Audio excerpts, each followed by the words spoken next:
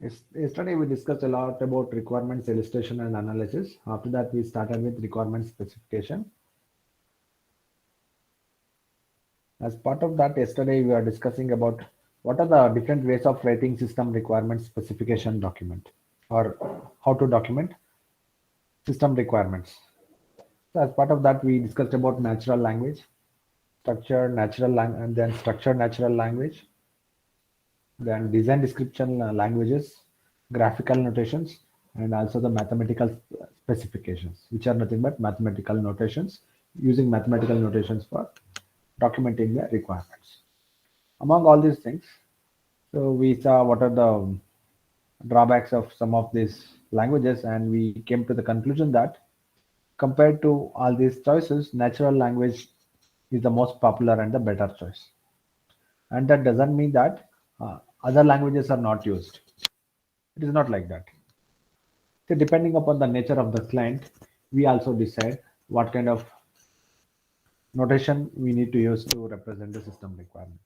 Say for example, if you are getting a project from some other software company, that means if that is the case, if you go with design description language to document the requirements, that is okay because they can understand whatever the diagrams that you or whatever the models that you prepare to document the requirements. Using them, you can convince them.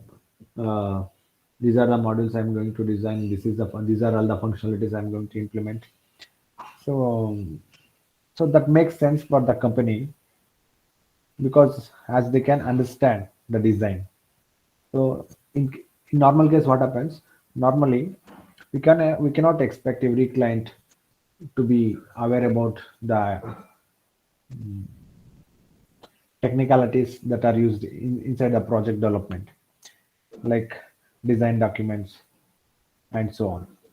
So that is the reason why we say natural language is the first choice. Then mathematical specifications. See, there is one type of specification called as formal specification. In software engineering, we we do formal specification of the requirements in case of critical systems. So we need to understand what are critical systems. Critical systems are those, for example, which are used in the software systems that are used in operation theaters, then the softwares that are used in robotics, and the softwares that are used in weather forecasting, air traffic monitoring, and so on. So those are the projects actually. They are the very long period projects, and where there is more importance for accuracy, precision, and very high reliability. Now, if you want to achieve these goals, obviously you have to rely on mathematical models. If there is no model in the world which can give more accuracy than mathematical models. There is no existing model which will give more accuracy than the mathematical models. So therefore, that is the reason why when any company is designing or developing a safety critical system, so very importantly they use mathematical modeling. Okay, even if they use natural language for documenting the requirements to depict their or to model it technically, they use mathematical modeling. So mathematical modeling is a technique wherein they use mathematical notations to demonstrate the requirements, and also to demonstrate the solution also they can use mathematical models. Then where you use graphical notations? See, graphical notations say for example preparing a GUI of an proposed project. Say for example, using the computer, you can create an SGI and you can show it to the company. So I want the GUI like this. So what you can do, let us assume you are a customer. Let us assume you are the customer. You can hire one GUI designer. Then you can tell them, so I am going to have one web portal and my GUI should look like this. Then if you tell him orally, so as per your idea, he will design and he will show you. So is it okay? So once you feel that is okay, then that you can submit to the company. So we call it as mockups. Now, what is the whatever the design that you are giving to the software company, stating that I want a project for my business and the GUI should look like this. Now, whatever the design that you are giving is called as the mockup. So that is one way of graphical notation. And other ways of graphical notation include writing the flowcharts, writing the UML diagrams, which includes class diagrams, sequence diagrams, use case diagrams, deployment diagrams, and so on. Then using a design description language. This approach uses language like programming languages, but with more abstract features. That means it doesn't reveal much functionalities to the client. Suppose if you are documenting the requirements using design description language, your client will not understand anything unless he is a technical guy. It becomes very difficult for them to make it understand. So you cannot convey them. Structural natural language, it is okay to some extent, but the first choice and the better choice is always the natural language in case of normal projects. So through the students, you should know so which notation to be used and where to be used. So mathematical specification where we use in case of critical system development. What are the examples of critical system development? For example, see, have you heard about DRDO, Defense Research and Development Organization? It's a government defense agency. So whatever the projects they do it for defense. So they use mathematical modeling. Why? Because so for they have a very critical requirements like efficiency, availability, and also so it is also very much important. Like say for example, if I give you one document which contains only mathematical notations, so it becomes very difficult to you to digest what it is. So therefore, by preparing the requirements in terms of mathematical notations, you can add more security to your document. It is more secure compared to preparing it in a natural language. Then graphical notations. When your client is also having technical background, then obviously you can go with graphical notations. Yes, you can convey with you can convey those requirements to your client. That is okay. Then design description languages. Most of the times it's very rarely used. Most of the times it is not used. Say for example, within a company you are going to develop some tool for within the company. Say that time you can use design description language. That is okay. And structured natural language. Okay, that there is no much difference between natural language and structured natural language. So I'll show you a few examples of that in the coming slides. Okay, so the here the requirements are written in natural language only, but by using a standard format. It will be having a standard format about how to documenting the requires, say in a form of a template. So that is called structured natural language. Okay, that is also okay. That is used. That is also used. That is also being used in the industry. No problem. But the first choice is natural language, where we write the requirements in terms of stories and scenarios. We call it as user stories and scenarios. Okay, let us talk about requirements and design. Okay, what is requirement and what is design? Actually, the correct process is that first we need to document the requirements in some format, maybe by using the natural language.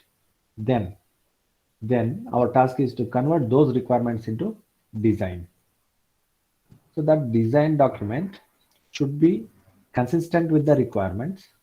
Then the developer will use both the documents, requirements and the design to understand. See, if we look at the requirements document, we'll come to know what he need to develop. But to understand the project flow, he need to look at the design document. When the developer looks at the design document, then he will come to know what kind of dependency exists between the modules, how it is to be developed, and how to design the interfaces and so on. In principle, requirements should state what the system should do, and the design should describe how it does this. That means, as I told, requirements will only tell. So, what are the services of the software system? What are the features that are to be implemented? But how it should be implemented, that will be said by using the design document. In practice, requirements and design are inseparable. A system architecture may be designed to structure the requirements. Yes. See, whenever we not only architecture, whenever we design any model, that is to structure the requirements. That's it. The system may interoperate with other systems that generate design requirements. So that is called interoperability. Say, for example, your banking application may interact with another Visa application or another MasterCard application while performing the transactions. That may pose some of the design challenges or the design requirements. Yes. So that means while designing, your design should accommodate the suitable interfaces such that your banking application is also capable of interacting with other applications like MasterCard, Visa to execute the transactions. And the use of specific architecture to satisfy non-functional requirements may be a domain requirement. And as I told, so we need to give equal importance for both functional requirements and non-functional requirements. If you satisfy all the functional requirements, that means when you are implementing all the functional requirements, but still if your in case if your system fails to meet the non-functional requirements like availability or security, see, any software which is not secure is of no use, isn't it? So any application if it is not available very frequently, once again that is of no use. That's why you need to give equal importance for both functional and non-functional requirements. Then while designing the system, you should give importance such that it will also take consideration of non-functional requirements like security, availability, and so on. Each project will be having its own non-functional requirements. You cannot expect that every project will be having same non-functional requirements. Say for some software projects, dependability may be very much importance. For some projects, security and availability may be of very high importance. Like that, it all depends upon the nature of the project. This may be consequence of a regulatory requirement. Yes. Then natural language specification. Natural language specification is nothing but documenting whatever the requirements that are set by the client by using English-like statements. I'll show you the example. So before showing the example, let us see what are the guidelines for writing requirements using natural language. Invent a standard format and use it for all requirements. Even though when you are writing the requirements using natural language, first you confine to a standard format. This is how I'm going to document. So this is a standard template which I'm going to follow. So you have to first have a standard format. Second guideline, use language in a consistent way. Use shall for mandatory requirements, should for desirable requirement. Say, whenever you want to document mandatory requirements, means the requirement which has to be implemented 100%, then you use the word shall. Then should for desirable requirements, which are desired to be implemented. If you fail some of the requirement, okay, it is very much desirable to implement, then there you use the keyword should. Then use text highlighting to identify key parts of the requirement. That means wherever there are significant points that you are documenting, so there you just keep highlighting the text. Then avoid the use of computer jargon. That means don't use computer jargons. So use only common words. Include an explanation or rationale of why a requirement is necessary. Just say, for example, just if you write login module, that is not good enough. So you should write the explanation. See, separate login modules are required for admin, employee, and a normal user with varied functionality. So that makes sense. Instead of simply writing three types of login: admin, employee, and normal user. So you should also write the suitable explanation so that it makes a lot of sense. Then what are the problems with natural language? Lack of clarity, especially when you do not use suitable words. Precision is difficult without making the document difficult to read. That is one thing. And second confusion is requirements confusion. Functional and non-functional requirements tend to be mixed up. Should not mix up functional and non-functional requirements. The functional requirements are those which are implemented as a features by writing programs.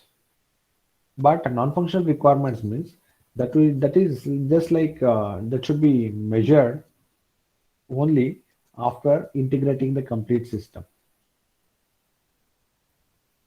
Whereas you can measure the non-functional requirements just by implementing a individual requirement, which is not true in case of non-functional requirements.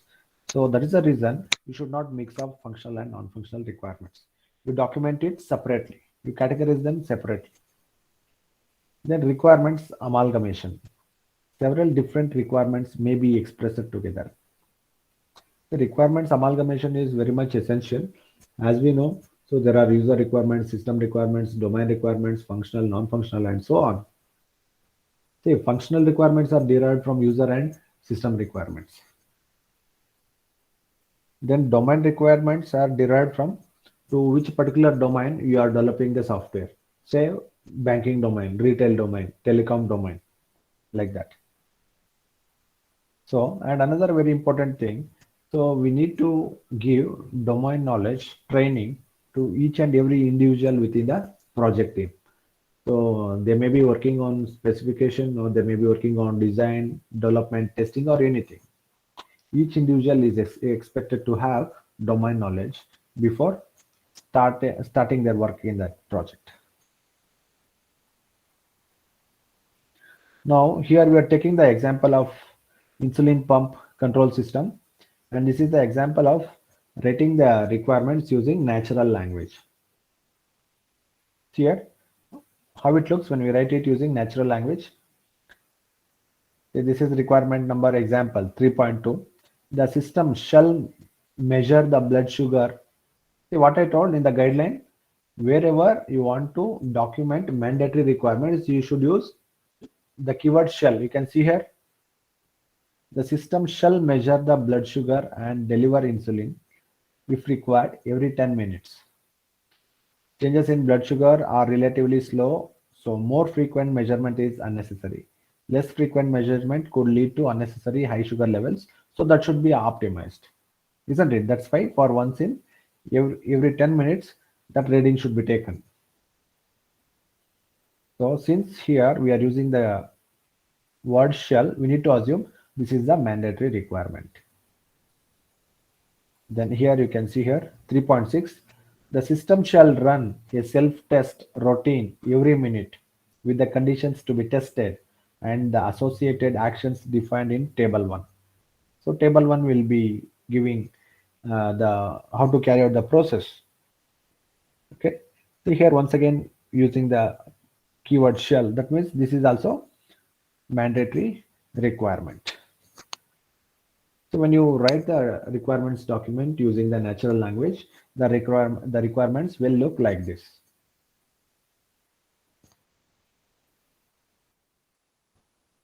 Now we'll see the second type, that is structured specifications.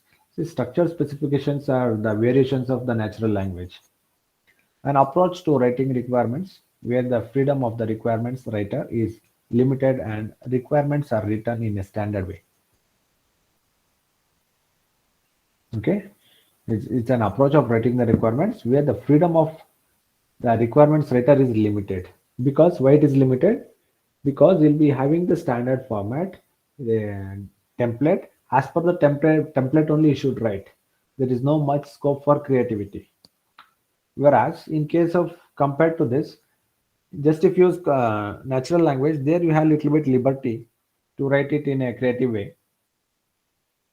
And structure specifications works well for some types of requirements. For example, requirements for embedded control system, but it is sometimes too rigid for writing business system requirements. So that means the takeaway from this is that, so when you are developing some device drivers or some embedded software for any of the electronic gadgets, so then the structure specifications are ideally suitable for that. Okay, so that becomes a very good example, embedded systems and device drivers.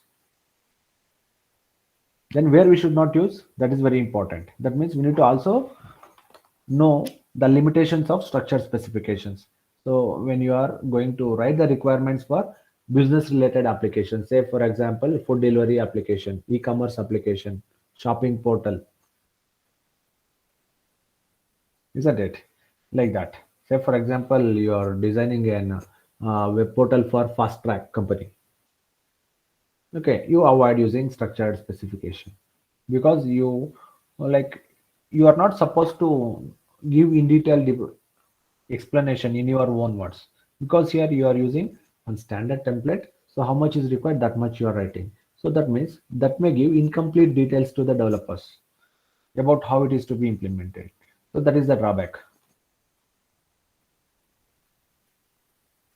Then third type is form based specification.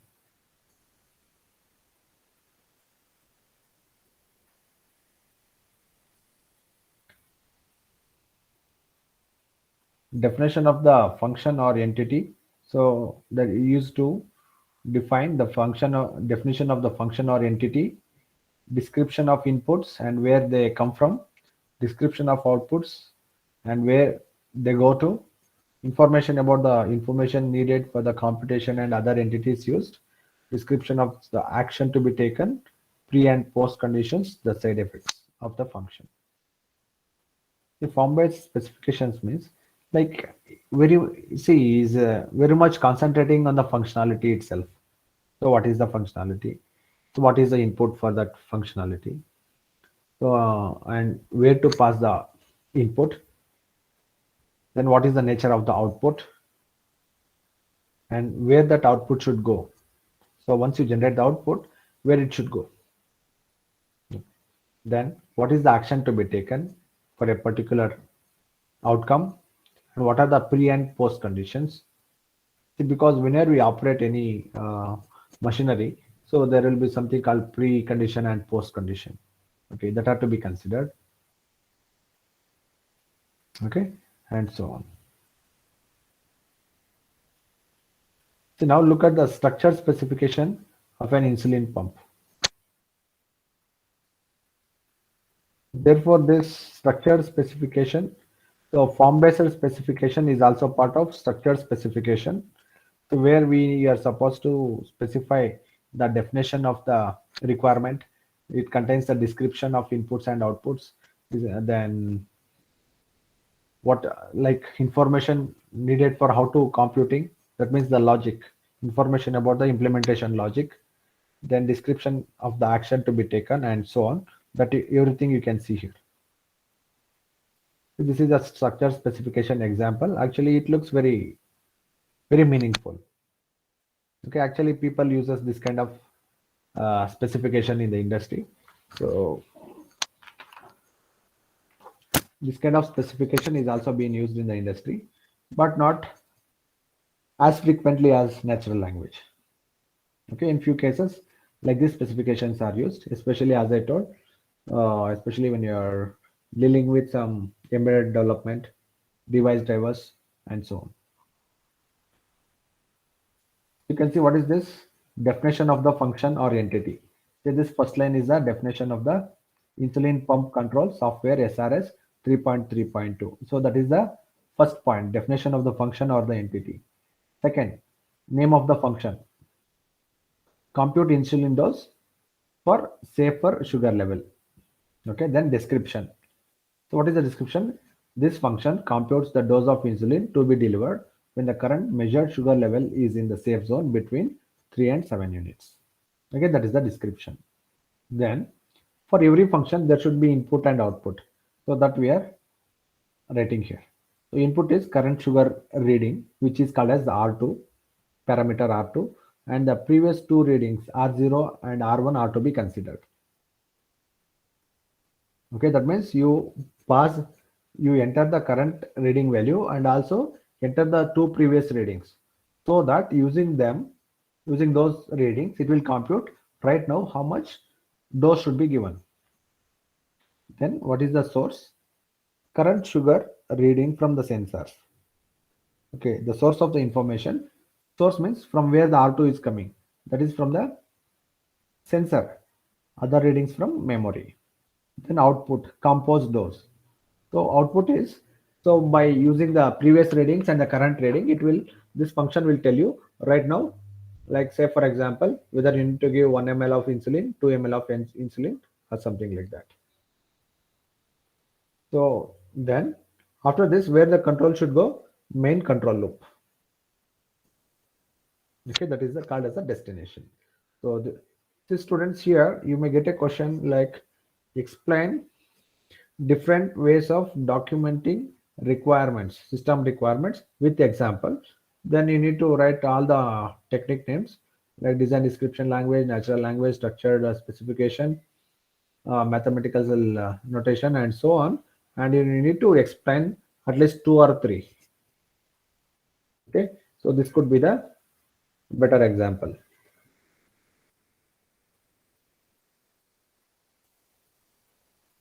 So look at here, a structured specification of a requirement for insulin pump. See here, see this is further continuation. This is further continuation. Next action. What is the action to be taken?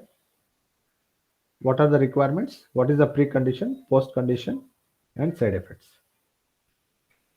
Okay. So here actually we are starting the requirements, and here we are ending side effects. Okay. So the requirements is being scattered across two slides. Then tabular specification. So this is also part of structured specification only. Tabular specification. This is used to supplement natural language. Okay. So along with natural language specification also, you can use tabular specification.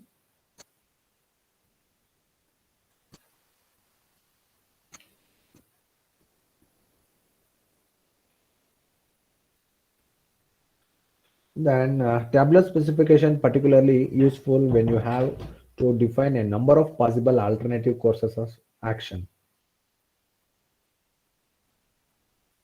When you have a lot of alternative actions to be taken against a particular condition, then that is where you can use tabular specification. For example, the insulin pump system bases its computations on the rate of change of blood sugar level, and the tabular specification explains how to calculate the insulin requirement for different scenarios that you can see through this uh, table. Here the conditions are given for different conditions. So what is the action to be taken? So here, if the level falling, if the current, see R2 means current level is less than the previous reading, then don't give any insulin. That is composed dose is equal to 0. If the current reading level and the previous reading R2 and R1 are equal, then also don't give any insulin. If the difference, see if the difference of R2 minus R1 is less than R1 minus R2, then also don't give insulin. So you have to give insulin only when the sugar level increasing and the rate of increase stable or increasing. So if this condition satisfies, that means if this fourth condition satisfies, then you can give insulin based upon this formula. So under this is one example. So example of under what circumstances we have to use tabular specification.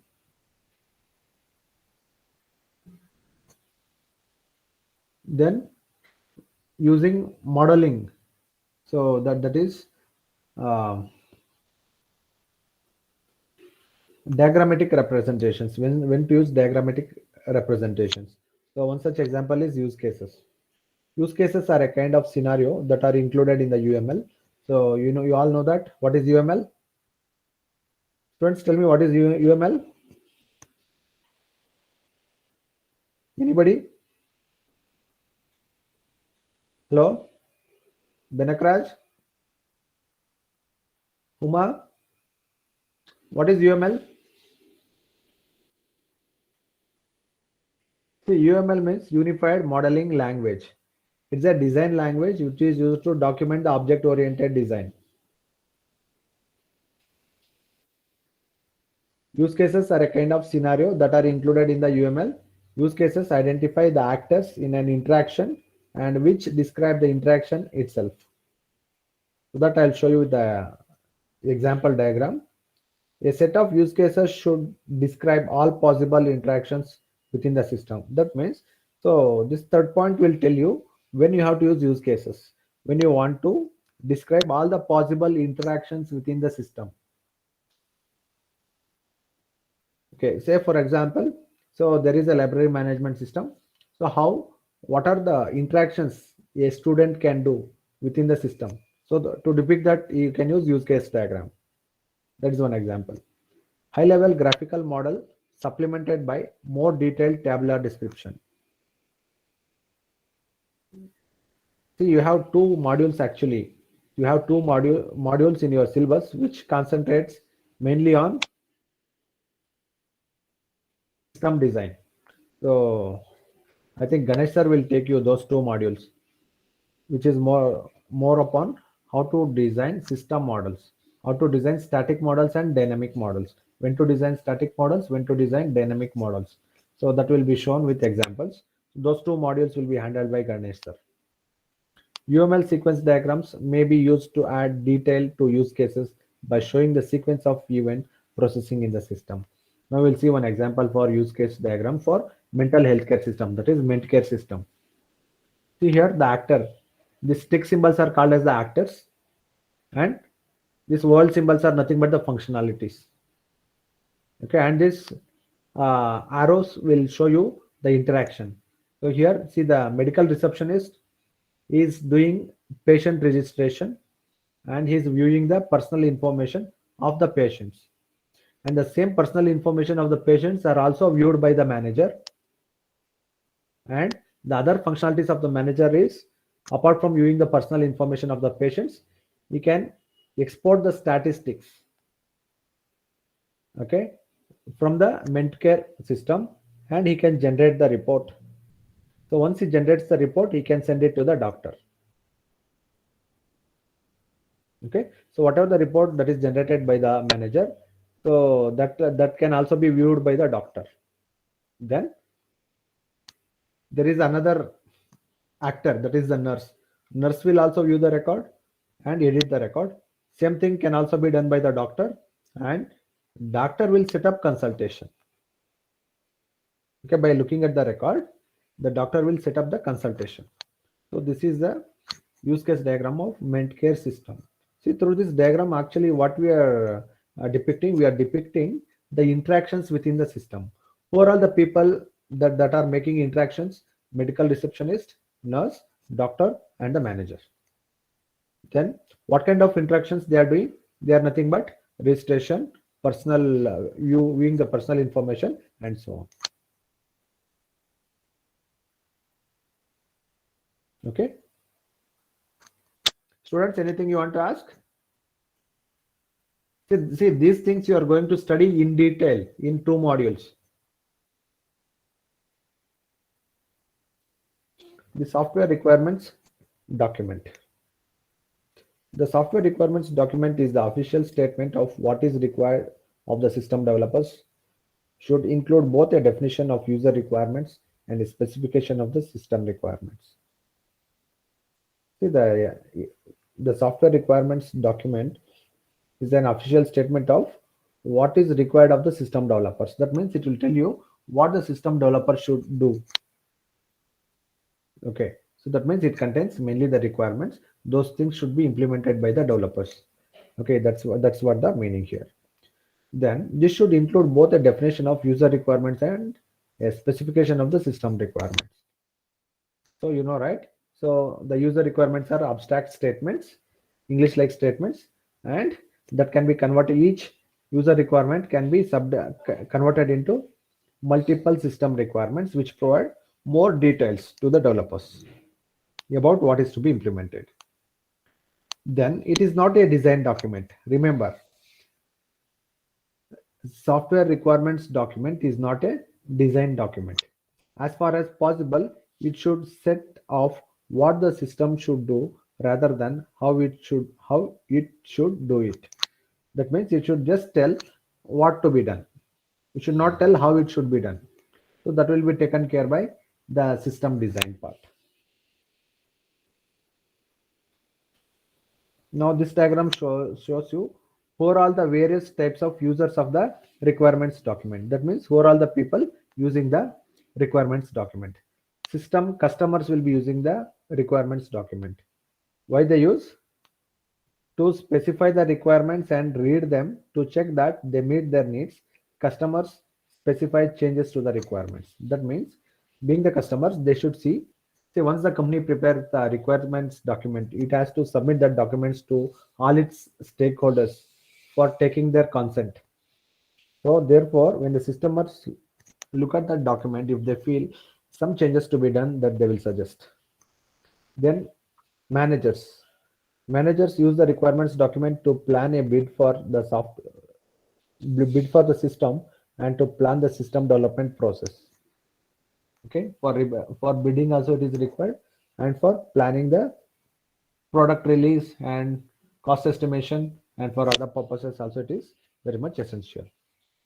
Then system engineers use the requirements document to understand what system is to be developed. So you need to understand system engineer. See, all the individuals involved in the project are called as system engineers. Then system test engineers. See, when they want to test, they should know what to be tested. So they have to test all the requirements, whether properly implemented or not. So in that sense, it is very much useful for system validation for the testers. Then system maintenance engineers use the requirements to understand the system and the relationships between its parts. Because the system should be maintained by an engineer called as maintenance engineer, so you should also know so what is that project is all about, and what are the different modules and how they are dependent on each other. That's all for today, students. Remaining things we'll see tomorrow. 1 minute, I'll stop sharing.